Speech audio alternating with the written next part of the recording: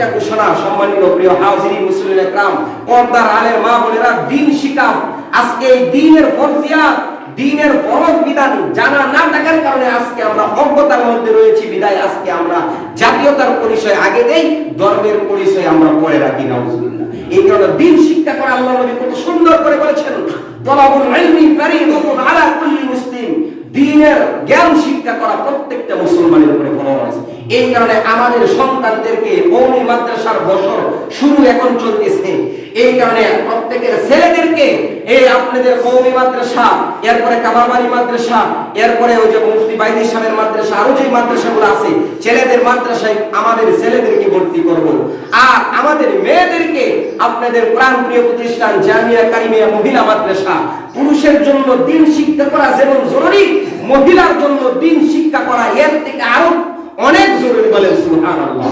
আল্লাহ নবী সাল্লাল্লাহু আলাইহি সাল্লাম স্পষ্ট মিশকাত শরীফের হাদিসের ভিতরে এবং তিরমিজি শরীফের হাদিসের ভিতরে ওনারা riwayat করেছেন, আল্লাহর নবী বলেন, যার তিনটা মেয়ে হয়, যার তিনটা মেয়ে হইল এবং তিনটা মেয়েকে ধর্মীয় শিক্ষা দিয়া যদি ধর্মীয় দিনদার স্বামীর কাছে বিবাহ দিতে পারে, আল্লাহর নবী বলেন আল্লাহ তাআলা উপরে ওই ব্যক্তিকে জান্নাত দেওয়া ওয়াজিব হয়ে যায়। বলেন সুবহানাল্লাহ। সাহাবায়ে কেরাম প্রশ্ন করেন, ইয়া রাসূলুল্লাহ, ইয়া হাবিবাল্লাহ, আমাদের যদি তিনটা মেয়ে না হয়, যদি কারো দুইটা মেয়ে হয়, নবী বলেন যদি দুইটা মেয়ে হয়, দুইটা মেয়েকেও যদি ধর্মীয় শিক্ষা দিয়ে দিনদার স্বামী থেকে বিবাহ দিতে পারো, এরপরে আল্লাহ তাআলা তোমাদেরকে জান্নাত দান করবেন। সুবহানাল্লাহ। এই কারণে আসেন আমাদের মেয়েদেরকে আমরা আজকে দেখেছি বিভিন্ন লাইনে, বে লাইনে চললে শুধু বে লাইনেই যাই, ধর্মীয় শিক্ষাই আপনার মেয়েকে আসেন এই জামিয়া কারিমিয়া মহিলা মাদ্রাসায় ভর্তি করেন।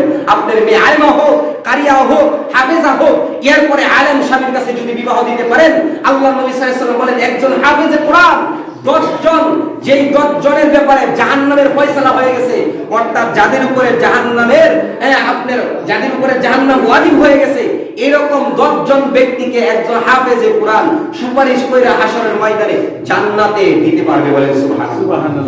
এই আল্লামা জুবাইর আহমদ হামানসারী রাহমাতুল্লাহ আলাইহি উনি বয়ানের ভিতরে বর্ণনা করেছেন যে 10 জন, একজন আলেম 10 জন, একজন হাফেজে কোরআন 10 জন, এই 10 জনের ভিতরে একজন হলো এই হাফেজে কোরআনের পিতামাতা, এরপরে হলো শ্বশুর শাশুড়ি, এরপরে হলো উস্তাদ, এরপরে হলো লজিং এর ব্যথাবেথি যারা লজিং রাখছেন। এইভাবে আপনার 10 জন আসছে।